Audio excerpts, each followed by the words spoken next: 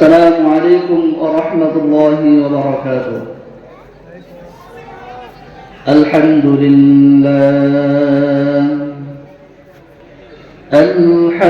لله نحمده ونستعينه ونستغفره ونؤمن به ونتوكل عليه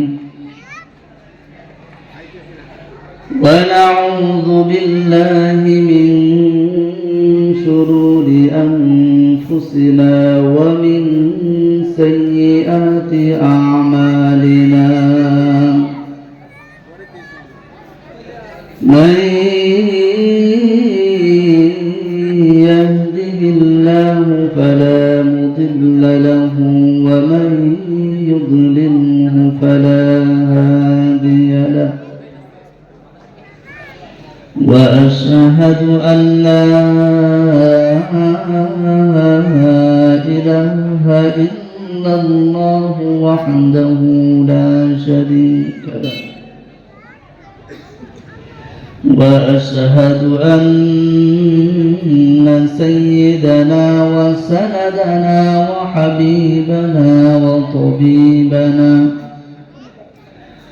وطبيب قلوبنا وأولانا ومولانا محمدا عبده ورسوله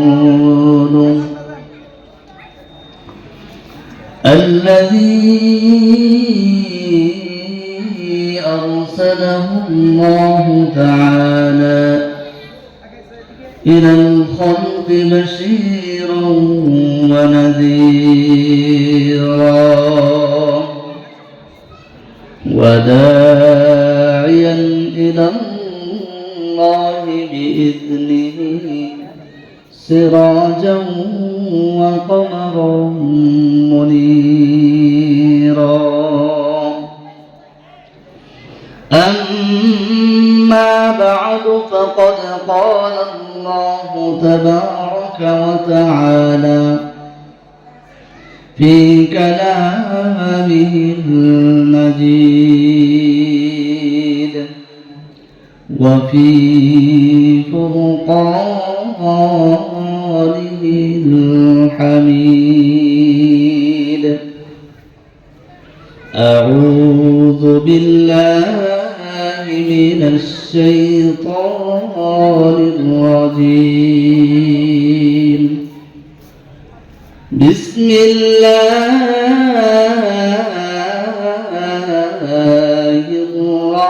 الرحمن الرحيم.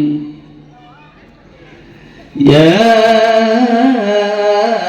أيها النبي قل لأزواجك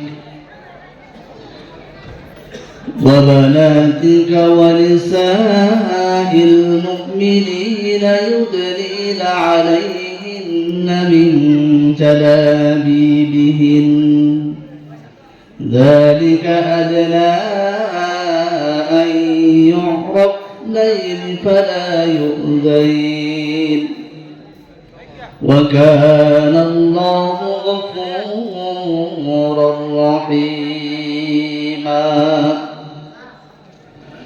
وقال رسول الله صلى الله عليه وسلم صنفان من أهل النار لم أرهما قوم معهم سياط كأذناب البقر يضربون بها الناس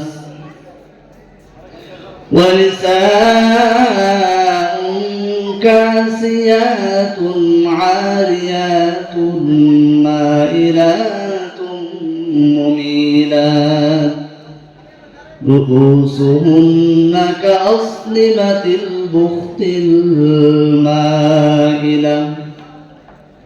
لا يدخلن الجنة ولم يجدن ريحها وإن ريحها ليوجد عن مصيرة كذا وكذا.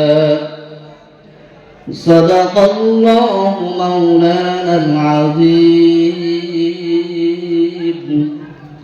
وصدق رسوله النبي الأمي الكريم ونحن على ذلك لمن الشاهدين والشاكرين والحمد لله رب العالمين.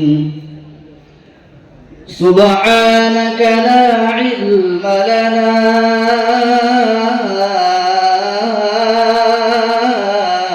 إلا ما علمتنا إنك أنت العليم الحكيم. আমার সাথে সকলেই বলি আল্লাহুম্মা সাল্লি আলা মুহাম্মাদিন ওয়া আলা আলি মুহাম্মাদ কামা সাল্লাইতা আলা ইব্রাহিম ওয়া আলা আলি ইব্রাহিম إنك حميد مجيد. اللهم بارك على محمد وعلى آل محمد كما باركت على إبراهيم وعلى آل إبراهيم إنك حميد مجيد. بقد يا إلهي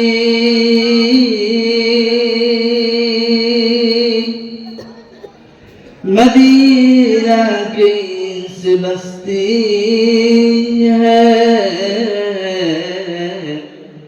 کہ جس پر دین خدا تیری رحمت برستی ہے. بلغ العلا بکمالہ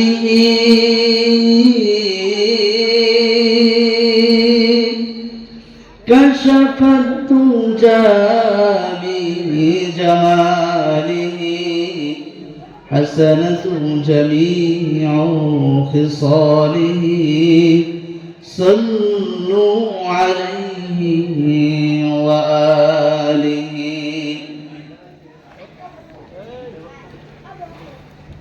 অর্জুনা বাজার নুরানি হাফিজে মাদ্রাসা ও মসজিদের উদ্যোগে আয়োজিত বার্ষিক ওয়াজ মাহফিলের এই অধিবেশনের সম্মানিত সভাপতি, সামনে উপবিষ্ট এলাকার অত্যন্ত অঞ্চল থেকে আগত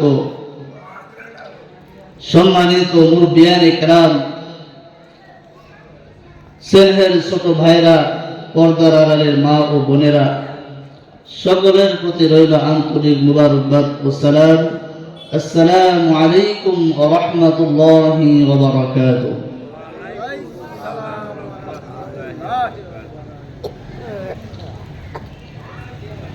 সর্বপ্রথম সেই মহান স্রষ্টার দরবারে শুকরিয়া জ্ঞাপন করি, যেই মহান স্রষ্টা আমাদেরকে এরকম একটা জালিসুর রহমান আল্লাহ তাবারাক ওয়া তাআলার পছন্দনীয় জায়গা, আল্লাহ তাবারাক ওয়া তাআলার পছন্দনীয় জায়গাতে আমাকে আপনাকে একত্রিত করেছেন। কোরআন হাদিস থেকে কিছু বলা এবং শোনার তৌফিক দান করেছেন। সেই মহান রব্বুল আজ্জাতের দরবারে একবার শুকরিয়া জ্ঞাপন করি, সকলেই বলি আলহামদুলিল্লাহ। লক্ষ কোটি দরুদ ওই মহামানবের প্রতি, যিনি অক্লান্ত কষ্ট সহ্য করে উহুদের ময়দানে দন্ত মুবারক শহীদ করে, তায়েফের ময়দানে রক্ত ঝরিয়ে সারাটা জীবন বাতিলের বিরুদ্ধে লড়াই করে আমাদের পর্যন্ত ইসলামকে পৌঁছে দেওয়ার ব্যবস্থা করেছেন। আমাদেরকে জাহান্নাম থেকে মুক্তি এবং জান্নাতের অধিবাসী হওয়ার আশাবাদী করেছেন, সেই মহা মানবের প্রতি একবার অন্তরস্থল থেকে দরুদ করে নিই, সকলেই বলি সাল্লাল্লাহু আলাইহি ওয়াসাল্লাম। সম্মানিত হাজরিন, আমরা এত বড় প্যান্ডেল করেছি, এত বড় একটা আয়োজন করেছি, এলাকার মধ্যে আমরা যারা এদিক সেদিক ঘোরাফেরা করতেছি, আমাদের উচিত এই মহতি জলসার মধ্যে বসে যাওয়া, উলামায়ে কেরামের মুখ থেকে কোরআন হাদিস থেকে কথা শুনে সে অনুযায়ী আমল করা। আমরা এদিক সেদিক যারা ঘোরাফেরা করতেছি, এত বড় মজমার আয়োজন করে যদি আমরা কোরআন হাদিস থেকে কিছু শিখতে না পারি, উলামায়ে কেরাম থেকে যদি আমরা কিছু নিতে না পারি, তাহলে আমাদের মতো হতভাগা আল্লাহর জমিনে আর হয়তো কেউ নাই। এই জন্য আমরা এদিক সেদিক যারা ঘোরাফেরা করতেছি, আমরা সকলেই মাহফিলের প্যান্ডেলের নিচে বসে যাই। মাহফিলের প্যান্ডেলের বাহিরে যারা আছি আমরা আছি ক্ষতির মধ্যে, মাহফিলের প্যান্ডেলের ভিতরে যারা আছি আমরা আছি আল্লাহ তাবারক ওয়া তাআলার রহমতের মধ্যে। তাহলে কোনটা ভালো? ক্ষতির মধ্যে থাকা ভালো নাকি আল্লাহর রহমতের চাদরের মধ্যে আবৃত হয়ে থাকা ভালো? কোনটা ভালো? এই জন্য আমরা যারা বাহিরে এদিক সেদিক ঘোরাঘুরি করতেছি, আমরা সকলেই মাহফিলের মধ্যে বসে যাই।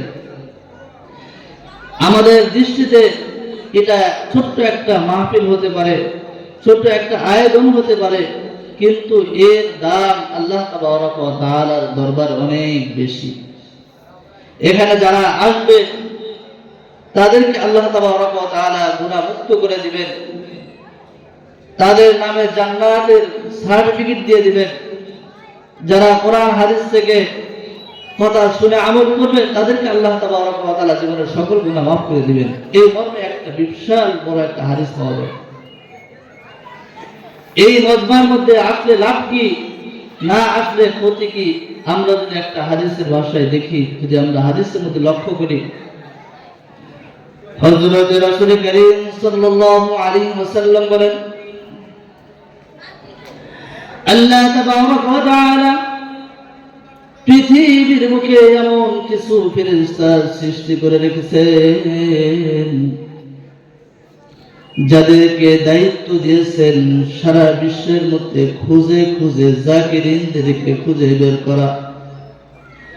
সারা বিশ্বের মধ্যে, সারা দেশের মধ্যে, সারা জেলার মধ্যে, থানা ওয়ার্ডের মধ্যে কোথায় কে বসে আল্লাহ তাবারক ওয়া তাআলার জিকির করতেছে, তাদেরকে খুঁজে খুঁজে বের করা।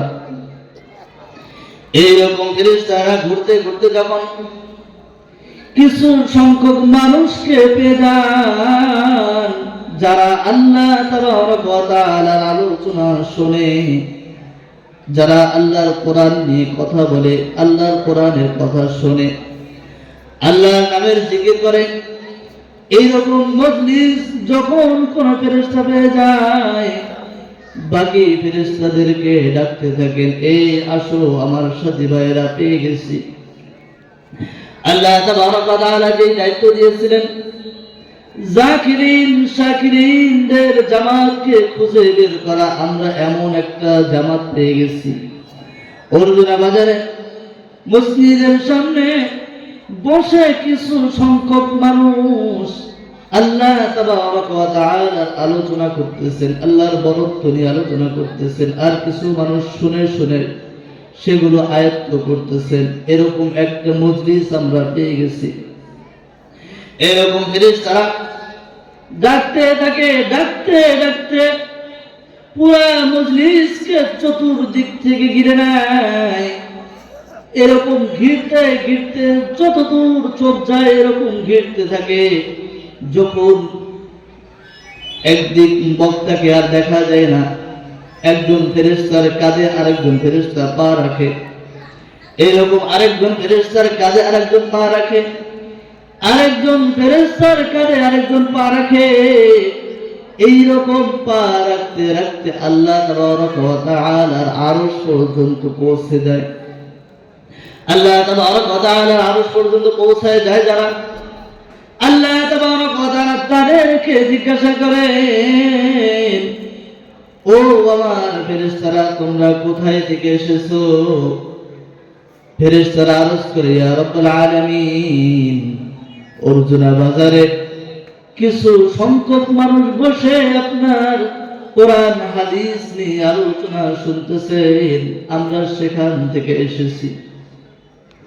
আল্লাহ তাবারক ওয়া তাআলা ফেরেশতাদেরকে জিজ্ঞাসা করেন, ও আমার ফেরেশতারা,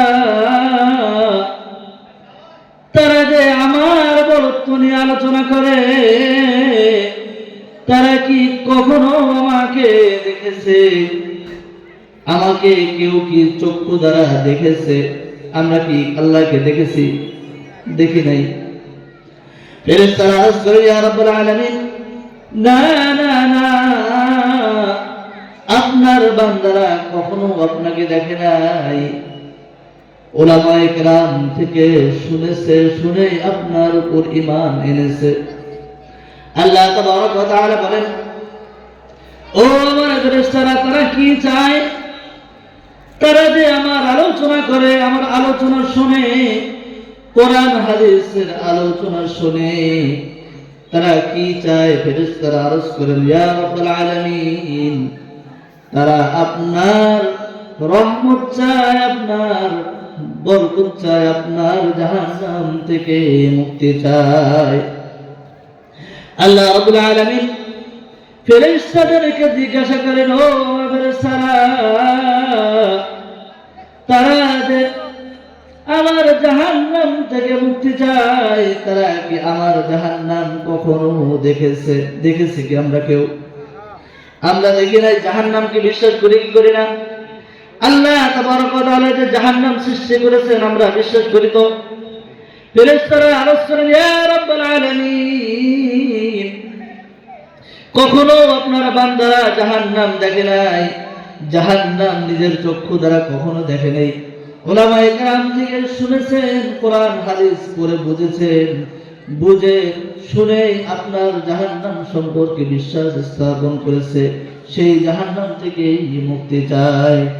আল্লাহ তাবারক ওয়া তাআলা বলেন, যে সকল বান্দারা আমার জাহান্নাম না দেখে জাহান্নাম বিশ্বাস করেছে, ও আমার ফেরেশতারা, তোমরা সাক্ষী থাকো, আমি জাহান্নামের তালিকা থেকে ওই সকল বান্দাদের নামগুলো কেটে দিলাম। বলেন সুবহানাল্লাহ।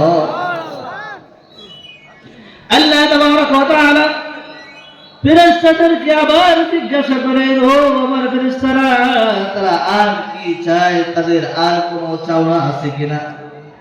ফেরেশতারা আরজ করেন, ইয়া রাব্বুল আলামিন, তারা আপনার জান্নাত চায়, জান্নাতের অফুরন্ত নাজ নিয়ামত দেখতে চায়, অফুরন্ত নাজ নিয়ামত তারা ভক্ষণ করতে চায়, স্বাদ গ্রহণ করতে চায়।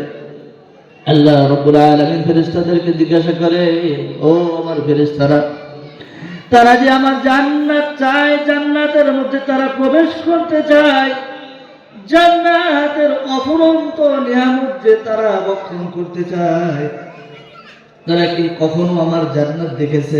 আমরা কি কেউ দেখেছি? জান্নাত যে আল্লাহ সৃষ্টি করে রাখছেন, আমরা কি কেউ দেখেছি?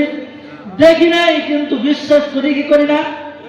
অবশ্যই করি। আল্লাহ তাবারক ওয়া তাআলা ফেরেশতাদেরকে জিজ্ঞাসা করেন, ও আমার ফেরেশতারা, তারা না দেখে, উলামায়ে কেরাম থেকে শুনে, কোরআন হাদিস পড়ে বুঝে যেই জান্নাতের আশাবাদী তারা হয়েছে, তোমরা সাক্ষী থাকো, আমি তাদের জন্য জান্নাতগুলো রেজিস্ট্রি করে দিলাম। বলুন সুবহানাল্লাহ। আল্লাহ তাবারক ওয়া তাআলা বলেন, তারা আর কি চায়? আর কোনো কিছু চাওয়ার আছে কিনা? ফেরেশতারা আরজ করেন, আপনার দয়া চায়, আপনার রহমত চায়। আল্লাহ তাবারক ওয়া তাআলা বলেন, যারা আমাকে না দেখে আমাকে বিশ্বাস করেছে, আমার জান্নাতকে বিশ্বাস করেছে, আমার জাহান্নামকে বিশ্বাস করেছে, আমি, তোমরা সাক্ষী থাকো, আমি তাদের জীবনের গুনাহগুলো মাফ করে দিলাম। এটা কি চারটিখানি বিষয়? এই মজলিসে আসলে আল্লাহ তাবারক ওয়া তাআলা জীবনের গুনাহ মাফ করে দেন। আমরা জেনে বুঝে দেখে না দেখে রাতের অন্ধকারে দিনের আলোতে হাত দ্বারা, পা দ্বারা, জবান দ্বারা, চক্ষু দ্বারা কত ধরনের গুনাহ আমরা করে থাকি। এই মজলিসে আসলে কোরআন হাদিসের আলোচনা শুনলে আল্লাহ তাবারক ওয়া তাআলা জীবনের গুনাহগুলো মাফ করে দেন। সুবহানাল্লাহ। ফেরেশতারা আরজ করে, ইয়া রাব্বুল আলামিন, আপনি যে তাদেরকে গুনাহ মাফ করে দিলেন, কিছু মানুষ এখানে এমন ছিল যারা কোরআন হাদিস শোনার জন্য আসে নাই, কোরআন হাদিস থেকে শিক্ষা নেওয়ার জন্য আসে নাই। ওখানে যারা বসে আছে তাদের কাছে কোনো প্রয়োজনে, কোনো দরকারে এসেছিল। আল্লাহ তাবারক ওয়া তাআলা বলেন, যাদেরকে আমি মাফ করেছি তাদের সাথে বসার কারণে যারা কোরআন হাদিস শোনার জন্য আসে নাই, এমনি বসে গেছে, তোমরা সাক্ষী দাও, তাদেরকে আমি মাফ করে দিলাম। তাহলে এই মজলিসের দাম আল্লাহ তাবারক ওয়া তাআলার কাছে আছে না নাই? আছে। এরকম ছোট্ট মজলিস 5 জন মানুষও যদি একত্রিত হয়ে আল্লাহ তাবারক ওয়া তাআলার গুণগান গায়, এই মজলিসের দাম আল্লাহ তাবারক ওয়া তাআলার দরবারে এত বেশি যে সারা পৃথিবীর সকল মানুষ একত্রিত হয়ে যদি আল্লাহ তাবারক ওয়া তাআলার গুণগান না গায়, বিভিন্ন নিজের দল, নিজের রাজনৈতিক বক্তব্য দেয়, আল্লাহর হাদিস, আল্লাহর কোরআন হাদিস নিয়ে যারা গবেষণা না করে, এরকম সারা পৃথিবীর সকল মানুষ একত্রিত হয়ে যদি মজমা আয়োজন করে, ওই মজমার তুলনায় যেই মজমার মধ্যে 5 জন একত্রিত হয়ে আল্লাহ গুণগান গায়, ওই মজমার দাম আল্লাহ তাবারক ওয়া তাআলার কাছে অনেক বেশি। তাহলে আমরা যারা এখানে বসে আছি, আমরা কি ভুলের মধ্যে আছি নাকি সঠিকের মধ্যে আছি? আমরা কি সফলতার মধ্যে আছি নাকি আমরা নাকামের মধ্যে আছি? আল্লাহ তাবারক ওয়া তাআলা আমাদেরকে কবুল করেছেন বিদায় আমাদেরকে আসার তৌফিক দান করেছেন। এই জন্য আমরা এখনো যারা বাহিরে আছি, আমরা এরা মনে করবো না যে গিয়ে আমরা ঠকি কিনা, আমরা গিয়ে বসলে ওলামায়ে কেরামের কথা শুনে আমরা ঠকে যাবো কিনা, আমরা এরকম দ্বিধার মধ্যে না থেকে ওলামায়ে কেরামের মুখ থেকে কথা শোনার চেষ্টা করি। তো যাই হোক, পবিত্র কালামুল্লাহ থেকে একটা আয়াত কারিমা তেলাওয়াত করেছি, রাসূল কারীম সাল্লাল্লাহু আলাইহি ওয়াসাল্লামের হাদিস থেকে একটা হাদিস পাঠ করেছি। সেই বিষয়ে আমরা আলোচনা করব ইনশাআল্লাহ। আজকের আলোচনার সার মর্ম হবে আমাদের মা বোনদের পর্দার বিষয়ে, মা বোনদেরকে পর্দার থাকার বিধান, মা বোনদেরকে কি পরিমাণ পর্দায় থাকতে হবে, পর্দায় না থাকলে কি পরিমাণ গুনাহ হবে, কি পরিমাণ শাস্তির সম্মুখীন হতে হবে, সেই ধারাবাহিকতার সামনে কিছু আলোচনা করব ইনশাআল্লাহ। আল্লাহ তাবারক ওয়া তাআলা রাসূল কারীম সাল্লাল্লাহু আলাইহি সাল্লামকে প্রেরণ করেছিলেন মানুষকে অন্ধকার থেকে আলোর পথ দেখানোর জন্য, মানুষকে অসভ্য মানুষকে সভ্য করার জন্য, জাহান্নামমুখী মানুষকে জান্নাতের রাস্তা দেখানোর জন্য রাসূলুল্লাহ সাল্লাল্লাহু আলাইহি সাল্লামকে আল্লাহ তাবারক ওয়া তাআলা প্রেরণ করেছিলেন। এবং সাথে একখানা কোরআনে পাক দান করেছেন। সেই কোরআনের মধ্যে পবিত্র গাইডলাইন দেওয়া আছে, মানবতা কিভাবে চললে মানুষ সভ্য হবে, কিভাবে চললে মানুষ বিপদ আপদ থেকে বাঁচতে পারবে, কিভাবে চলাফেরা করলে মা জাতি সম্মানের সাথে বসবাস করতে পারবে, কিভাবে চললে মা জাতি অসম্মানী হবে, পরিপূর্ণ গাইডলাইন আল্লাহ তাবারক ওয়া তাআলা পবিত্র কোরআনের মধ্যে দিয়ে রেখেছেন। এবং সেই কোরআনকে বোঝানোর জন্য রাসূল কারীম সাল্লাল্লাহু আলাইহি সাল্লাম সেই কোরআনের ব্যাখ্যা স্বরূপ অনেক হাদিস তিনি বর্ণনা করেছেন। সাহাবায়ে কেরাম সেই হাদিসগুলো লিখে রেখেছেন। সেই হাদিস থেকে একখানা হাদিস হযরত ইমাম শামসুদ্দিন যাহাবী রাহমাতুল্লাহি আলাইহি তার বিখ্যাত গ্রন্থ আল কাবায়ের নামক কিতাবের মধ্যে তিনি একটা ঘটনা নিয়ে আসছেন, একটা হাদিস, একটা লম্বা একটা হাদিস তিনি নিয়ে আসছেন। হযরত শামসুদ্দিন যাহাবী রাহমাতুল্লাহি আলাইহি তার প্রসিদ্ধ কিতাব আল কাবায়ের মধ্যে একটা হাদিস নিয়ে আসছেন। সেই হাদিসের মধ্যে হযরত আলী রাদিয়াল্লাহু তাআলা আনহু থেকে বর্ণিত। হযরত আলী রাদিয়াল্লাহু তাআলা আনহু বলেন, একদা আমি এবং ফাতিমা রাদিয়াল্লাহু তাআলা আনহা, আমরা চিনি নাকি ফাতিমা রাদিয়াল্লাহু তাআলা আনহা কে? চিনেন সবাই? কে বলতে পারবেন সবাই? রাসূল কারীম সাল্লাল্লাহু আলাইহি সাল্লাম কলিজার টুকরা হযরত ফাতিমা রাদিয়াল্লাহু তাআলা আনহা। হযরত আলী রাদিয়াল্লাহু তাআলা আনহু বলেন, একদা আমি এবং ফাতিমা রাদিয়াল্লাহু তাআলা আনহা রাসূল কারীম সাল্লাল্লাহু আলাইহি ওয়াসাল্লামের কাছে গিয়ে দেখি রাসূল কারীম সাল্লাল্লাহু আলাইহি ওয়াসাল্লাম চক্ষু বেয়ে পানি পড়তেছে। রাসূল কারীম সাল্লাল্লাহু আলাইহি ওয়াসাল্লাম কান্না করতেছেন।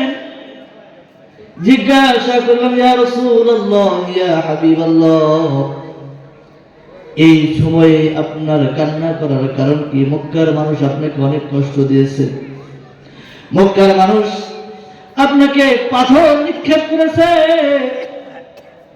আপনি যখন নামাজ দাঁড়িয়েছেন আপনার মাথার উপর উটের ভুঁড়ি তুলে দিয়েছে, আপনার চলার পথের মধ্যে কাঁটা বিছিয়ে দিয়েছে, সেই কষ্ট সহ্য করতে না পেরে আপনি মদিনায় এসেছেন। এখন কান্না করার কারণ কি? আপনাকে কেউ কষ্ট দিয়েছে কিনা? ইয়া রাসূলুল্লাহ, ইয়া হাবিবাল্লাহ, আপনার এই সময় কান্নার কারণ কি আমাদেরকে বলা যাবে? কোন কাফের আপনাকে কষ্ট দিয়েছে নাকি কিনা? কোন কাফের আপনাকে কেউ প্রহার করেছে না? আমাদেরকে একটু জানাবেন। রাসূল কারীম সাল্লাল্লাহু আলাইহি সাল্লাম বলেন, ও আলী, না না, দুনিয়ার কোন মানুষ আমাকে কষ্ট দেয় নাই, মক্কা মদিনার কোন কাফের আমাকে কটূক্তি করে নাই, গালি দেয় নাই। আমার চক্ষু বেয়ে পানি পড়তেছে আমার উম্মতের এক শ্রেণীর নারীর ভয়াবহ আযাব দেখার কারণে। হযরত রাসূল কারীম সাল্লাল্লাহু আলাইহি সাল্লাম বলেন, আল্লাহ তাবারক ওয়া তাআলা আমাকে স্বপ্ন যোগে দেখালেন, এক শ্রেণীর নারীকে আমি দেখলাম তাদের চুলের সাথে লটকিয়ে রাখা হয়েছে, চুলের সাথে রশি বেঁধে জাহান্নামের মধ্যে লটকিয়ে রাখা হয়েছে, ঝুলিয়ে রাখা হয়েছে। হযরত আলী রাদিয়াল্লাহু তাআলা আনহু বলেন, কারণ কি আপনারা আমাদেরকে জানাবেন? রাসূল কারীম সাল্লাল্লাহু আলাইহি সাল্লাম বলেন, শুধু কি ঝুলিয়ে রাখা হয়েছে, শুধুই তাই নয়, তাদের আগুন দ্বারা এমন ভাবে সেক দেওয়া হইতেছে, মাথার মগজগুলো টকবক টকবক করে ফুটতেছে। একে তো মাথার চুলের সাথে রশি বেঁধে পুরা শরীর ছেড়ে ঝুলিয়ে রাখা হয়েছে, চুলের সাথে মাথার একটা চুল টান দিলে কি পরিমাণ ব্যথা আমাদের অনুভব হয়, আর এই মাথার চুলের সাথে যদি একজন মানুষকে লটকিয়ে রাখা হয় কি পরিমাণ কষ্ট হবে। রাসূল কারীম সাল্লাল্লাহু আলাইহি সাল্লাম বলেন, দ্বিতীয় শ্রেণীর কিছু নারীকে দেখলাম, তাদেরকে জবানের মধ্যে বর্ষি লাগানো হয়েছে, শিক গরম করে, সীসা গরম করে জবানের মধ্যে, জিহ্বার মধ্যে বর্ষি লাগিয়ে লটকিয়ে রাখা হয়েছে। শুধু কি তাই নয়, শুধু তাই নয়, তাদের গলা দিয়ে গরম ফুটন্ত পানি ঢালা হইতেছে। জিহ্বার সাথে একজন মানুষকে লটকিয়ে রাখলে কি পরিমাণ কষ্ট হবে। জিহ্বা হলো শরীরের এমন একটা নাজুক, এমন নরম টুকরা, এই জিহ্বার সাথে কোনো মানুষকে যখন লটকিয়ে রাখা হয় কি পরিমাণ কষ্ট হবে একটু আমরা চিন্তা ভাবনা করে দেখি। রাসূল কারীম সাল্লাল্লাহু আলাইহি সাল্লাম বলেন, তৃতীয় কিছু নারীদেরকে দেখলাম, তাদের হাতগুলো কপালের সাথে বাঁধা রাখা হয়েছে এবং দুই পাকে পাঁজরের সাথে বেঁধে রাখা হয়েছে। চতুর্থ শ্রেণীর কিছু নারীকে দেখলাম, যাদেরকে স্তনের সাথে বর্ষি লাগিয়ে জাহান্নামের মধ্যে লটকিয়ে রাখা হয়েছে। স্তনের সাথে একজন মানুষকে যদি লটকিয়ে রাখা হয় কি পরিমাণ কষ্ট হবে। রাসূল কারীম সাল্লাল্লাহু আলাইহি সাল্লাম বলেন, পঞ্চম শ্রেণীর কিছু নারীকে দেখলাম, তাদের চেহারা গুলো কুকুরের মতো হয়ে গেছে এবং তাদের পুরা শরীরটা গাদার মতো হয়ে গেছে। হাজারো রকমের শাস্তি ফেরেশতারা তাদেরকে দিতেছে। ষষ্ঠ 6 নম্বরে কিছু নারীকে দেখলাম, তাদের চেহারাটা কুকুরের মতো হয়ে গেছে, তাদের মুখ দিয়ে আগুন প্রবেশ করতেছে, সেই আগুন নারী বুড়ি সবকিছু ছেদ করে পায়খানার রাস্তা দিয়ে বের হইতেছে। শাস্তি কম না বেশি? আগুন যদি মুখ দিয়ে বের হয়ে পুরা নারী সবকিছু জ্বলে পড়ে সারখান, এই আগুন যদি আবার পায়খানার রাস্তা দিয়ে বের হয়, শাস্তি কম না বেশি? কষ্ট কম না বেশি? রাসূল কারীম সাল্লাল্লাহু আলাইহি সাল্লাম বলেন, এই দৃশ্য দেখার পরে আমাকে আর কাউকে প্রহার করতে হয় নাই, কাউকে গালি দিতে হয় নাই। আমার উম্মতের নারীদেরকে এই পরিমাণ কষ্ট দেওয়া হইতেছে, যখন এই কষ্টের কথা মনে পড়ে যায় আমি আর নিজেকে স্থির রাখতে পারি না। আমার চক্ষু দিয়ে অনিচ্ছাকৃত সত্যিও কিছু পানি বের হয়ে যায়। উম্মতের মা বোনদের কষ্ট দেখে রাসূল কারীম সাল্লাল্লাহু আলাইহি সাল্লাম নির্জনে বসে কান্না করতেছেন। উম্মতের নারীর কষ্ট দেখে জাহান্নামের মধ্যে কি পরিমাণ শাস্তি দেওয়া হবে সেই নিদর্শন রাসূল কারীম সাল্লাল্লাহু আলাইহি সাল্লামকে দেখানো হয়েছে। এখন এই 6 শ্রেণীর নারীকে কি জন্য শাস্তি দেওয়া হয়েছে? আলী রাদিয়াল্লাহু তাআলা জিজ্ঞাসা করেন, ইয়া রাসূলুল্লাহ, ইয়া হাবিবাল্লাহ, আপনি তো বললেন 6 শ্রেণীর নারীকে 6 ভাবে শাস্তি দেওয়া হয়েছে, কারণ কি বলবেন? কোন নারীকে কিভাবে কি জন্য শাস্তি দেওয়া হয়েছে? রাসূল কারীম সাল্লাল্লাহু আলাইহি সাল্লাম বলেন, প্রথম শ্রেণীর নারী যাদেরকে চুলের সাথে লটকে রাখা হয়েছে, তাদের অপরাধ হলো, তাদের পাপ হলো, তাদের অপরাধ হলো তারা দুনিয়ায় থাকতে তারা মাথায় কাপড় ব্যবহার করত না, মাথায় কাপড় দিত না।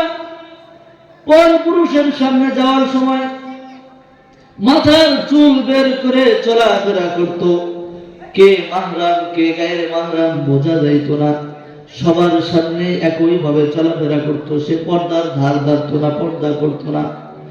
পর্দা না করার কারণে তার চুলের মধ্যে চুল বের করে চুলের সৌন্দর্য মানুষকে দেখিয়ে মানুষকে আকৃষ্ট করার কারণে তাকে এই পরিমাণ শাস্তির সম্মুখীন করা হয়েছে। পর্দা না করলে কি পরিমাণ গুনাহ হবে, কি পরিমাণ শাস্তি হবে। গিলগিত শহরের একটা বাস্তব ঘটনা, দারুল উলুম করাচির একজন ওস্তাদ তার কিতাবের মধ্যে এই ঘটনাটা লিখে আসছেন যে পর্দা না করলে কি পরিমাণ শাস্তি হবে। তার নমুনা স্বরূপ আল্লাহ তাবারক ওয়া তাআলা গিলগিত শহরের একজন নারীকে দুনিয়াতে দেখায় দিয়েছেন। সেই ঘটনা কি আমি একটু শোনাই। আল্লাহর এক বান্দা কবরের পাশ দিয়ে যাইতেছিলেন, হঠাৎ করে দেখলেন কবর থেকে আওয়াজ আসে, ও ভাই আমাকে একটু বাঁচাও, আমাকে একটু বাঁচাও, এই শাস্তি থেকে আমাকে একটু রক্ষা করো, আমি কবর থেকে বের হতে চাই, আমি জীবিত আছি। আল্লাহ বান্দা মনে করেছেন হয়তো আমি ধান্দা দেখতেছি, হয়তো আমি ভুল শুনতেছি, আমি একা একা থাকার কারণে হয়তো আমি ভুল শুনতেছি। এদিক সেদিক তাকিয়ে দেখলেন না, না কেউ নাই, কোনো মানুষ নাই। তিনি বারবার দেখতেছেন না, ডানে বামে কোনো মানুষ নাই, কিন্তু কবর থেকে আওয়াজ আসছে, ও ভাই আমাকে একটু ব্যবস্থা করো, মুক্তির ব্যবস্থা করো। ও বান্দা একা একা ভয় পেয়ে গ্রামের মধ্যে গিয়ে সবাইকে বললেন, কবর থেকে এমন আওয়াজ আসতেছে, আমাকে একটু বাঁচাও, আমাকে একটু বাঁচাও, আমাকে একটু বাড়িতে যাওয়ার সুযোগ করে দাও, আমি আমার বাড়িতে যাইতে চাই। আল্লাহর বান্দা গ্রামবাসীকে বললেন, গ্রামবাসী সবাই কবরস্থানে গিয়ে দেখেন আসলে আওয়াজ আসতেছে, আমাকে একটু বাঁচাও, আমাকে একটু বাঁচাও, আমার বাড়িতে একটু যাইতে দাও। গ্রামবাসী সবাই একত্রিত হয়ে গ্রামের হুজুরের কাছে গেলেন। হুজুর আমাদেরকে একটু ফতোয়া দিবেন, কবর থেকে আওয়াজ আসতেছে, তাজা মানুষের মতো আওয়াজ আসতেছে, আমাকে একটু বাঁচাও, আমাকে একটু বাঁচাও, আমি আর সহ্য করতে পারি না, এই কবর খনন করা যাবে কিনা। এলাকার হুজুর ফতোয়া দিলেন, যদি তোমাদের আসলেই মনে হয়ে থাকে যে কবর থেকে আওয়াজ আসতেছে, কবরের মধ্যে মানুষ জীবিত আছে, তাহলে কবর খনন করে তাকে বের করতে পারো। আল্লাহর বান্দা সকলে একত্রিত হয়ে কবর খনন করলেন। কবর খনন করার পরে দেখলেন কবরের মধ্যে একটা মানুষ দেখা যায়, শরীরে কোনো কাপড় নাই, মাথার মধ্যে কোনো চুল নাই। কবর থেকে বলতেছেন, ও ভাই আমাকে একটা চাদর দাও, আমার শরীরে একটু ঢেকে নেই। তাকে একটা চাদর দেওয়া হলো, পুরো শরীর ঢেকে নিয়ে এক দৌড়ে তার বাড়িতে গিয়ে বসলো। বাড়িতে গিয়ে দরজাটা লেগে দিল। বাহির থেকে আওয়াজ করা হয়, বোন দরজা খোলো, তোমার কি হয়েছে একটু শুনতে চাই, কি ঘটনা ঘটেছে একটু যদি আমাদেরকে শোনাও। না, আল্লাহর বান্দি দরজা খোলে না। আল্লাহর বান্দি দরজা খোলে না। ভিতর থেকে আওয়াজ দিয়ে বলে, ভাই তোমরা যারা বাহিরে আছো, আমার অবস্থা যদি তোমরা দেখো সহ্য করতে পারবা না। যদি তোমরা আমাকে দেখো সহ্য করতে পারবা না, যারা বেশি সাহসী আছো তাহলে আমাকে দেখতে পারো। এলাকার কিছু যুবক অতি সাহসী ছিল, সকলেই বললেন, আমরা তোমাকে দেখতে চাই, তোমাকে দেখে আমরা সহ্য করতে পারবো। আল্লাহর বান্দী বললেন, যাদের বেশি সাহস তাহলে তোমরা ভিতরে আসতে পারো। তাদেরকে ভিতরে তুলে আবার দরজায় আটকে দেওয়া হলো। দরজা আটকানোর পরে আল্লাহর বান্দী মাথা থেকে যখন কাপড়টা সরালেন, আল্লাহর বান্দারা সকলে আত্মজন্মিত হলেন, সকলে আটকে গেলেন আর উৎসর্জন্মিত হলেন। ও আল্লাহর বান্দী, কি হয়েছে? তোমার মাথার মধ্যে একটা চুলও নাই, চুল কি হয়েছে? চুল তো দূরের কথা, চুলের নিচে কোনো মাংসের টুকরা নাই, গোস্তের টুকরা নাই, মাথার খাদ্যি গুলো হাড্ডি গুলো দেখা যাইতেছে। আল্লাহর বান্দী বললেন, ও ভাই, আমি দুনিয়ায় থাকতে মাথা ঢাকি নাই, মাথার চুল দেখিয়ে গ্রামে গ্রামে ঘুরেছি, পর্দা করি নাই। কবরে যাওয়ার পরে আমার একটা একটা করে চুল টেনে তোলা হয়েছে, আমার চুলের সাথে আমার মাথার গোস্তের টুকরাগুলো উঠে গেছে। আল্লাহর বান্দী যখন হাত থেকে কাপড় সরালেন, হাত দুইটা মানুষকে দেখাইলেন, আল্লাহর বান্দারা সবাই আশ্চর্যান্বিত হলেন। ও আল্লাহর বান্দি, তোমার হাতে কি হয়েছে? হাতে দুইটা নখ, একটা নখ নাই কেন? দুই হাতের মধ্যে 10টা নখ থাকে, একটা নখ তোমার সাথে নাই, কি হয়েছে? নখ কি হয়েছে? কোথায় গেছে? আল্লাহর বান্দি বলেন, আমি দুনিয়ায় থাকতে হাতের মধ্যে নীল পালিশ ব্যবহার করতাম। নীল পালিশ ব্যবহার করার কারণে ওযু হতো না, নামাজও পড়তাম না। এই হাতের আঙ্গুলের সৌন্দর্য দেখিয়ে, নীল পালিশ দেখিয়ে মানুষকে আমি আকৃষ্ট করতাম, যার কারণে কবরে যাওয়ার পরে আমার হাতের আঙ্গুলগুলো প্লাস দিয়ে টেনে টেনে ছিঁড়ে ফেলা হয়েছে। আল্লাহর বান্দী যখন চেহারা থেকে চাদর সরাইলেন, কাপড় সরালেন, সকলেই দেখতে পেলেন তার মুখের সাথে ঠোঁট নাই, মুখের সাথে কোনো গোস্ত নাই, ঠোঁটগুলো তুলে ফেলা হয়েছে, প্লাস দিয়ে টেনে তুলে হয়েছে। আল্লাহর বান্দীকে জিজ্ঞাসা করে, তোমার ঠোঁট কোথায়, কি হয়েছে? আল্লাহর বান্দী বলেন, কবরের মধ্যে যাওয়ার আগে দুনিয়ায় জীবিত থাকতে ঠোঁটের মধ্যে লিপস্টিক ব্যবহার করে মানুষকে আমি আকৃষ্ট করতাম, আমার দিকে আকৃষ্ট করতাম, আমি মানুষের দিকে আকৃষ্ট হতাম, আমার সৌন্দর্য মানুষকে দেখে দেখে বেড়াতাম, পর্দা করে নাই, মানুষকে আমার দিকে আকৃষ্ট করতাম। কবরে যাওয়ার পরে আমার ঠোঁটকে প্লাস দিয়ে টেনে টেনে তুলে ফেলা হয়েছে।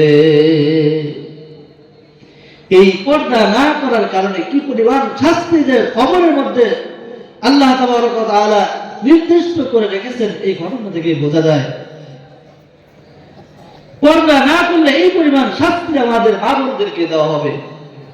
এজন্য রাসূল কারীম সাল্লাল্লাহু আলাইহি ওয়াসাল্লাম হাদিসের মধ্যে বলেছেন, সিলফান মিন আহলিন নার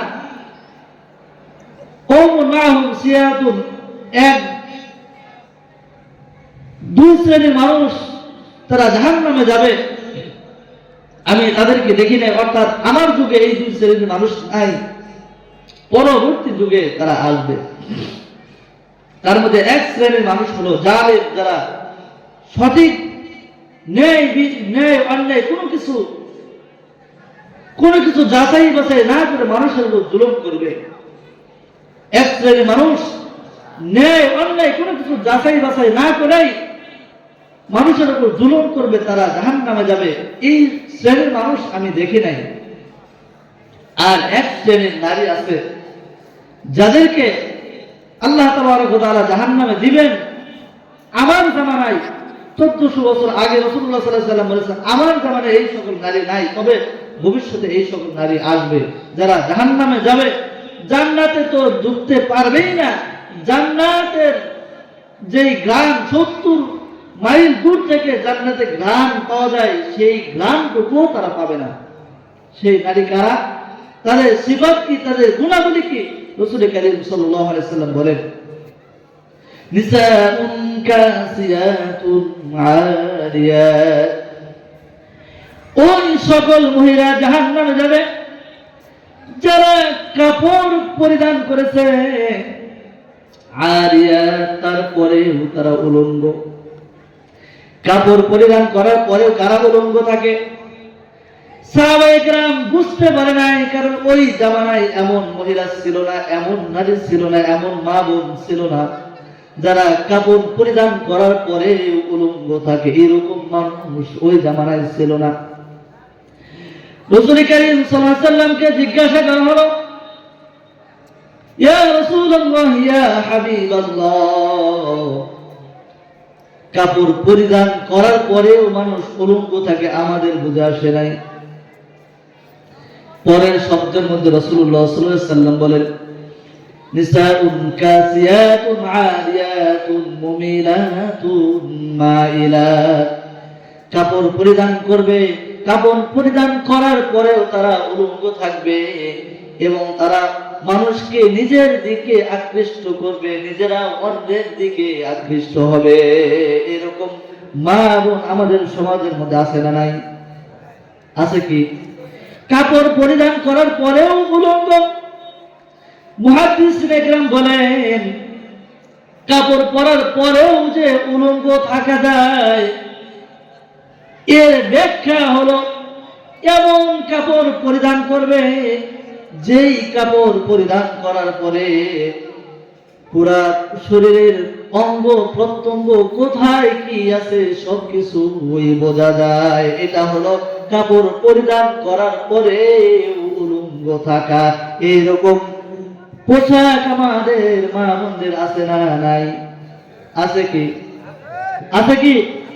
এরকম পোশাক আমাদের মা বোনদেরকে কিনে দেয় কি দেয় না?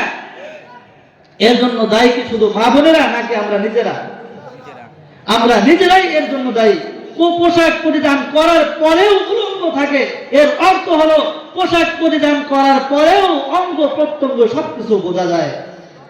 এরকম শ্রেণীর নারীরা জাহান্নামে যাবে, জান্নাতে প্রবেশ করতে পারবে না, বরং জান্নাতে গ্রামটুকু তারা পাবে না। এরকম মা বোন আমাদের মধ্যে আছে না নাই? 12.5 হাত কাপড় পরার পরে মানুষ একজন 5.5 হাত, কিন্তু শাড়িটা কয় হাত বলেন তো? শাড়িটা কয় হাত?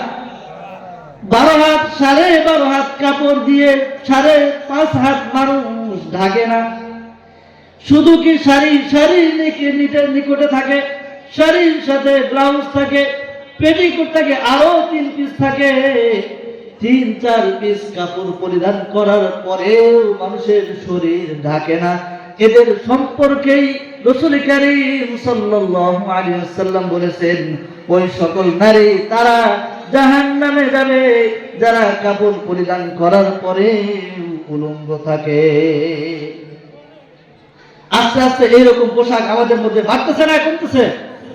আস্তে আস্তে এখন আমার মা বোনেরা 3 পিস থেকে শুরু করে শাড়ির মধ্যে তারপরে 3টা কাপড় পাওয়া যায়, এখন আস্তে আস্তে এমন নোংরামি শুরু হয়েছে যে এখন বালেগা নারীরা স্কুল কলেজ ভার্সিটিতে পড়ে এবং টি শার্ট হাফ হাতার গেঞ্জি পরে সমাজের মধ্যে চলাফেরা করে। এইরকম টি শার্ট মার্কা মহিলা আমাদের সমাজের মধ্যে আছে না নাই?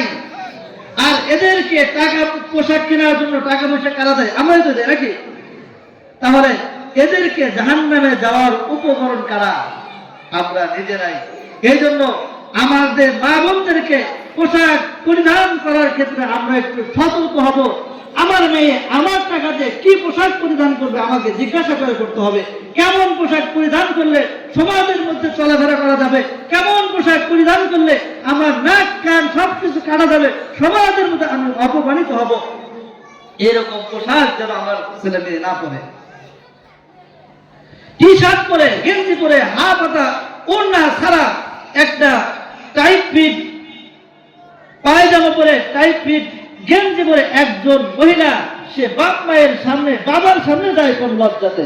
একটু তো লজ্জা শরম থাকা দরকার।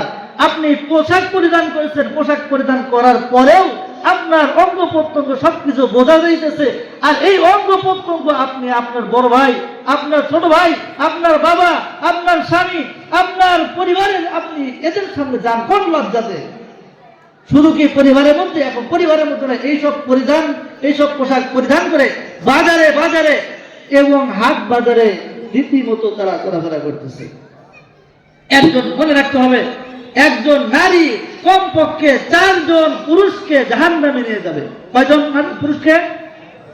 একজন নারী বিবাহের আগে যদি বাবা থাকে, বাবা যদি মেয়েকে পর্দার কথা না বলে, মেয়ে যদি অশালীনভাবে চলাফেরা করে, পর্দা ছাড়া যদি চলাফেরা করে, এই বিয়ের আগে বাবা তাকে পর্দায় না থাকার কারণে বিয়ে যখন জাহান্নামে যাবে, যাওয়ার সময় বাবাকে নিয়ে যাবে যে আমি বিয়ের আগে বাবার অধীনে ছিলাম, টাকা পয়সা সবকিছু বাবা দিয়েছে, বাবা যা কিছু বলেছে সবকিছু শুনেছি, কিন্তু পর্দার কথা আমার বাবা বলে নাই, বিদায় সেই বাবাকে ছাড়া আমি আজকে জাহান্নামে যাইতে চাই না। যদি বাবা মারা যায়, বাবার পরে দায়িত্ব কার? বড় ভাইয়ের। দায়িত্ব কার? বড় ভাই যদি ছোট বোনের পর্দার দায়িত্ব না নেয়, শালীন পোশাক পরানোর দায়িত্ব না নেয়, ওই নারী যখন জাহান্নামে যাবে তার বড় ভাইকে সাথে নিয়েই জাহান্নামে যাবে। নাম্বার 3, বিয়ের পরে তাকে পর্দার রাখার দায়িত্ব হলো স্বামীর। স্বামী যদি তাকে পর্দায় না রাখে তাহলে স্বামীকে জাহান্নামে যেতে হবে। স্বামী মারা গেলে মাকে পর্দায় রাখার দায়িত্ব হলো তাদের ছেলের। ছেলে যদি মাকে পর্দা রাখার বিষয়ে সতর্ক না করে, পর্দা রাখার ব্যবস্থা না করে, তাহলে মা জাহান্নামে যাওয়ার সময় সন্তানকে জাহান্নামে নিয়ে যাবে। তাহলে একজন নারী জাহান্নামে যাওয়ার সময় কয়জন পুরুষকে জাহান্নামে নেবে? 4 জন। রাসূল কারীম সাল্লাল্লাহু আলাইহি ওয়াসাল্লাম বলেছেন যে জাহান্নামের মধ্যে পুরুষদের চাইতে নারীদের সংখ্যা বেশি আমি দেখেছি। এই জন্য জাহান্নামের মধ্যে নারীদের সংখ্যা বেশি হওয়ার কারণে অধিকাংশ হাদিসের মধ্যে পাওয়া যায় নারীদের জাহান্নামে অধিকাংশ যাওয়ার কারণ হলো তাদের বেপরদাগি এবং স্বামীর অবাধ্যতা। কথায় কথায় স্বামীর সাথে তর্ক, কথায় স্বামীর সাথে ঝগড়া বিবাদ করে। এরকম মহিলা আমাদের সমাজে আছে না নাই? আছে কি? আসতে ভয় নাই, এখানে কেউ নাই। যাই হোক, 2 নম্বরে চুলের সাথে যে লটকে রাখা হচ্ছে শাস্তি, এই শাস্তির কারণ কি ছিল? পর্দায় না থাকা, চুল দেখিয়ে মানুষের মধ্যে ঘুরে বেড়ানো, হাটে বাজারে সমাজের মধ্যে চলাফেরা করার কারণে তাকে জাহান্নামের মধ্যে চুলের সাথে লটকে রাখা হবে এবং মাথার মগজগুলো ফুটন্ত পানি যেমন টকবক করে, এরকম মাথার মগজগুলো টকবক করতে থাকবে। মা বোনেরা শুনে রাখেন, যদি এই শাস্তি আপনি এই শাস্তি ভোগ করার যদি সাহস রাখেন, যদি এই শাস্তি ভোগ করার যদি আপনার যোগ্যতা থাকে, তাহলে আপনি বেপরদাভাবে চলতে পারেন, আমাদের কোনো নিষেধ নেই।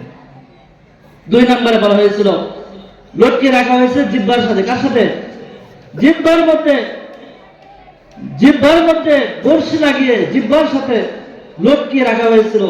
এর কারণ হিসেবে সময় সংক্ষেপ, অনেক সময় যেতেছে, আমাদের বক্তা সবাই এসে গেছেন। 2 নম্বর কারণ হলো দুই নম্বর শ্রেণীর শাস্তির সিস্টেম হলো জিহ্বার সাথে জাহান্নামের মধ্যে লটকে রাখা হয়েছে। এর কারণ হলো রাসূল করিম সাল্লাল্লাহু আলাইহি সাল্লাম বলেন, তার শাস্তির কারণ হলো তার জবানটা অনেক লম্বা। মানুষের জবান অনেক লম্বা, জবান দরাজি করে, কথায় কথায় মানুষকে কষ্ট দেয়, কথায় কথায় মানুষকে কষ্ট দেয়। স্বামীর সাথে কথা হলে স্বামীকে কষ্ট দেয়, ছেলের সাথে কথা হলে ছেলে, পাড়া প্রতিবেশী তার জবানটা, তার জিহ্বাটা এত লম্বা, পাড়া প্রতিবেশী কেউ ঠিক থাকতে পারে না। পাড়া প্রতিবেশী একজন মানুষও নাই তার জবান থেকে নিরাপদ আছে। এই জন্য জবান দ্বারা মানুষকে আঘাত করলে সেই আঘাত কখনো মুছে না। জবান দ্বারা আঘাত করলে সেই আঘাত কখনো মুছে না। মানুষকে দ্বারা আঘাত করলে, ছুরি দ্বারা আঘাত করলে, ওষুধ খাওয়ার পরে সেই আঘাতটা কি হয়ে যায়, মুছে যায়। কিন্তু জবান দ্বারা কাউকে আঘাত করলে সেই আঘাত কখনো কি হয় না, মুছে না, জবানের মধ্যে ছেড়ে যায়। এই জন্য কবি বলেছেন, জারাহাতিস সিনানি লাহালতিয়ামু ওয়ালা ইয়ালতামু মা জারাহাল লিসানু। ছুরি দ্বারা আঘাত করলে, ড্যাগার দ্বারা আঘাত করলে সেই আঘাত, ওষুধ খাইলে, সিলাই করলে আস্তে আস্তে সেই আঘাত মুছে যায়। কিন্তু জবান দ্বারা কোনো মানুষের কষ্টে, মানুষের দিলে আঘাত করলে, মানুষের দিলকে ক্ষত বিক্ষত করলে সেই দিল কখনো আর ভালো হয় না। তো 3 নাম্বার শাস্তি এর ধরন ছিল, 2 হাতকে কপালের সাথে বেঁধে রাখা হয়েছে এবং 2 পাকে পাথরের সাথে বেঁধে রাখা হয়েছে।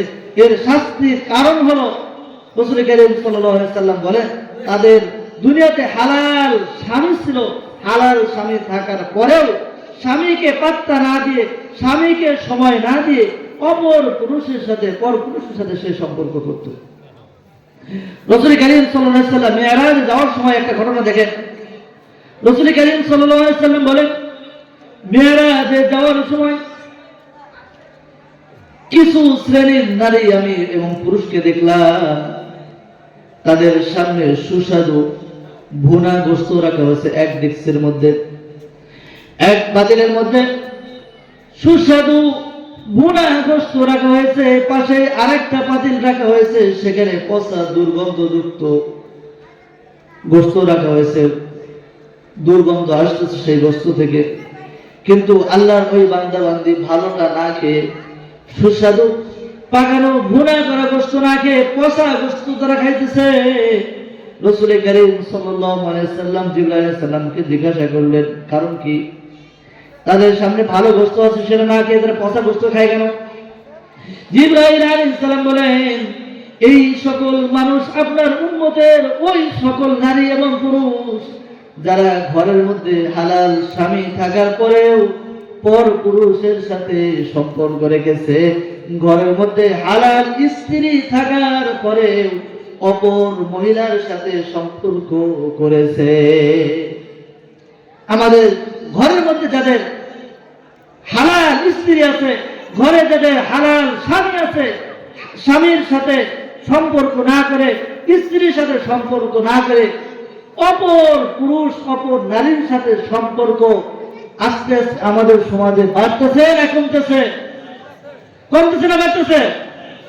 এই কয়েকদিন পরে পরে শোনা যায় অমুকের ছেলে 2 কন্যার মাকে নিয়ে পালাইছে। এরকম ঘটনা ঘটে না?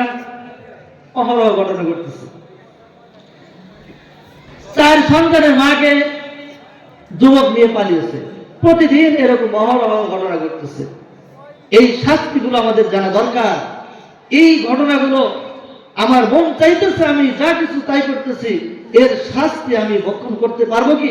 এই শাস্তির সম্মুখীন আমি হতে হলে এই শাস্তিগুলো সহ্য করার ক্ষমতা আমার আছে কি? যদি থাকে তাহলে আমরা এই অপরাধগুলো আমরা করব। 4 নাম্বার, যাদেরকে স্তনের সাথে ঝুলে রাখা হয়েছে, তাদের এই শাস্তির কারণ হলো, তাদের অপরাধ হলো, রাসূল করিম সাল্লাল্লাহু আলাইহি সাল্লাম বলেন যে তাদের অপরাধ হলো, তারা যখন ঋতুবর্তী হতো, তাদের যখন হায়েজ আসতো, মাসিক মা বোনেরা মাসের যে নির্দিষ্ট সময়ের মধ্যে তারা অপবিত্র হন, এই অপবিত্রতার সময় শেষ হওয়ার পরে তারা গোসল করতো না, তারা গোসল করে তাড়াতাড়ি নামাজ পড়তো না, তারা অনীহা করতো। গোসল তাড়াতাড়ি না করার কারণে, নামাজ কাজা না করার কারণে তাদেরকে এই পরিমাণ শাস্তির সম্মুখীন তাদেরকে করা হয়েছে। এই জন্য ঋতুবর্তী মা বোনেরা ঋতুবর্তীর সময় তাড়াতাড়ি শেষ হওয়ার সাথে সাথে তাড়াতাড়ি গোসল করে সেই নামাজগুলো আদায় করে নিতে হবে, তাড়াতাড়ি ওয়াক্তে নামাজ আদায় করে নিতে হবে। আল্লাহ তাবারক ওয়া তাআলা আমাদেরকে এই ঋতুবর্তীর সময়ের নামাজগুলো তো আল্লাহ তাবারক ওয়া তাআলা আপনাদের জন্য মাফ করেছেন। পুরুষের কোনো মাফ নাই। পুরুষ মানুষ মরো আর বাঁচো, নামাজ তো আগে পড়তেই হবে, কোনো মাফ নাই। কিন্তু আল্লাহ তাবারক ওয়া তাআলা এই মা বোনদের ক্ষেত্রে কিন্তু কি করেছেন? মাফ করে দিয়েছেন। এই জন্য শুকরিয়াতান এই ঋতুবর্তীর সময় শেষ হওয়ার সাথে সাথেই যেন গোসল করে বাকি সামনের নামাজগুলো আদায় করি। এই জন্য যদি আদায় না করি এই পরিমাণ শাস্তি রাসূলুল্লাহ সাল্লাল্লাহু আলাইহি ওয়াসাল্লাম হাদিসের মধ্যে বলেছেন। 5 নম্বরে শাস্তি দেওয়া হয়েছিল যে মুখটা, চেহারাটা কুকুরের মতো হয়ে গেছে এবং পুরো শরীরটা গাধার মতো হয়ে গেছে। এই শাস্তির কারণ হলো তারা সবসময় চগলখুরি করে, চগলখুরি করে। এই অভ্যাসটা আমাদের মা বোনদের মধ্যে কম না বেশি?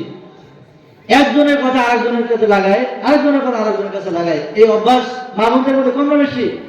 সবার মধ্যেই আছে, পুরুষদের মধ্যেও আছে, নারী পুরুষ সবার মধ্যে আছে। তবে তুলনামূলক মা বোনদের মধ্যে এই সিফাত, এই অভ্যাসটা বেশি। যেই কারণে রাসূল করিম সাল্লাল্লাহু আলাইহি ওয়াসাল্লাম হাদিস শরীফের মধ্যে বলেছেন, আল্লাহ তাবারক ওয়া তাআলা এর শাস্তি আল্লাহ রাসূলুল্লাহ সাল্লাল্লাহু আলাইহি ওয়াসাল্লামকে দেখিয়েছেন। এর শাস্তি কি হবে? চগলখুরির শাস্তি কি হবে? কিয়ামতের ময়দানে চেহারাটা হবে কুকুরের মতো এবং পুরা শরীর গাধার মতো হবে। কুকুরের মতো যদি শরীর, আশরাফুল মাখলুকাত আল্লাহ তাবারক ওয়া তাআলা আপনাকে আমাকে কত আদর করে সৃষ্টি করেছেন। আহসানা তাকবীর, সুন্দর সবচেয়ে সৃষ্টি জীবের মতো যত মানুষ আছে, যত সৃষ্টি জীব আছে, সবচাইতে সুন্দর হিসাবে আমাকে আপনাকে সৃষ্টি করেছেন। সেই মানুষকে কোটি কোটি শত কোটি মানুষের সামনে যখন কারো চেহারাটা কুকুরের মতো হবে আর এই সুন্দর বডি যখন গাধার মতো দেখা যাবে, তখন কি মানুষ আপনাকে সম্মান করবে? এটা কি সম্মানজনক নাকি অপমানজনক? যদি অপমানজনক হয় তাহলে এই চগলখুরি, নারী পুরুষ সবাইকেই এই চগলখুরি থেকে বেঁচে থাকতে হবে। নাম্বার 6, চেহারা হয়ে গেছে চেহারাটা কুকুরের মতো আর মুখ দিয়ে আগুন প্রবেশ করে পায়খানা রাস্তা দিয়ে বের হইতেছে। এই শাস্তির কারণ হলো তারা হিংসা করে এবং কারো উপকার করলে সেই উপকারের খোটা দেয়। হিংসা করা, বাড়ির প্রতিবেশী একজন ভালো চলে, ভাই ভালো চলে, দেবর ভালো চলে, ভাসুর ভালো চলে, প্রতিবেশী ভালো চলে, এই ভালো চলাটা অনেকের পছন্দ হয় না। আল্লাহ তাবারক ওয়া তাআলা কাউকে নিয়ামত দিয়েছেন, সেই নিয়ামতটা তার ভালো লাগে না, সেই নিয়ামতটা তার পছন্দ হয় না। সে আকাঙ্ক্ষা করে এই নিয়ামত তার থেকে চলে গিয়ে যদি আমার কাছে আসতো, এটাকে বলা হয় হিংসা। বা আমার কাছে আসুক না আসুক, এই নিয়ামত তার থেকে যেন চলে যায়। একজন ভালো চলেন, আল্লাহ তাবারক ওয়া তাআলা তাকে নিয়ামত দান করেছেন, সুস্থতার নিয়ামত দান করেছেন, কিছু সম্পদ দান করেছেন, কিন্তু আমার ভালো লাগে না তার এই সুস্থ থাকা, তার এই ভালো চলা, তার এই নিয়ামত আমার ভালো লাগে না। এটাকে বলা হয় হিংসা। এবং এই হিংসার কারণে আল্লাহ তাবারক ওয়া তাআলা এই পরিমাণ শাস্তির ব্যবস্থা করেছে। আরেকটা সিফাত হলো হিংসার পাশাপাশি খোটা দেওয়া। এই খোটা দেওয়া, কাউকে উপকার করে সময় মতো তার খোটা দিয়ে দেয়। এরকম মানুষ সমাজে আছে না নাই? উপকার করে আবার পরবর্তী সেই উপকারের খোটা দেয়। উপকার করে উপকারের সেই খোটা দিলে সেই উপকারের করার কারণে বিন্দু পরিমাণ সওয়াবও সে পাবে না, বরং এই খোটা দেওয়ার কারণে এই পরিমাণ শাস্তির সম্মুখীন হতে হবে।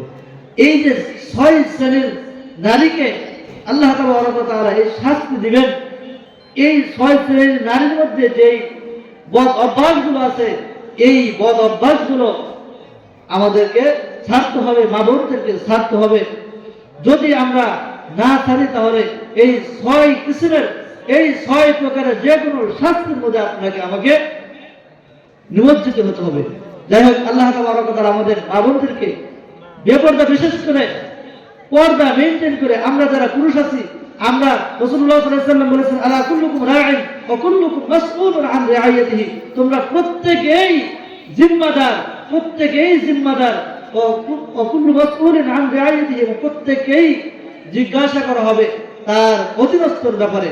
একজন স্বামী তার স্ত্রীর জিম্মাদার, সে তার স্ত্রী পর্দা করলো কি করলো না, কিয়ামতের ময়দানে স্বামীকে জিজ্ঞাসা করা হবে, তোমার অধীনস্থ ছিল স্ত্রী, তুমি পর্দার কথা বলোনি কেন? বাবাকে জিজ্ঞাসা করো, তোমার মেয়ে তোমার অধীনস্থ ছিল, তোমার কন্যাকে তুমি পর্দার কথা বলোনি কেন?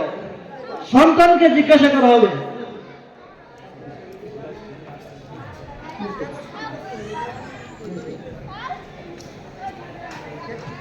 এই জন্য আমরা যেই দায়িত্ব আছি আমাদের অধীনস্থদের ব্যাপারে আমরা সতর্ক থাকব। অধীনস্থ যারা আছে তাদেরকে ইসলাম অনুযায়ী মা বোনদেরকে পর্দার আদেশ করব, আমরা নিজেরাও সচেতন থাকব। আমাদের ইনশাআল্লাহ আল্লাহ তাবারক ওয়া তাআলা আমাদের সকলকে, আমাদের পুরুষদেরকে চোখের হেফাজত করার তৌফিক দান করুন, মা বোনদেরকে পর্দায় থাকার তৌফিক দান করুন। ওয়া আখিরু দাওয়ানা আলহামদুলিল্লাহি রাব্বিল আলামিন। আসসালামু আলাইকুম ওয়া রাহমাতুল্লাহ।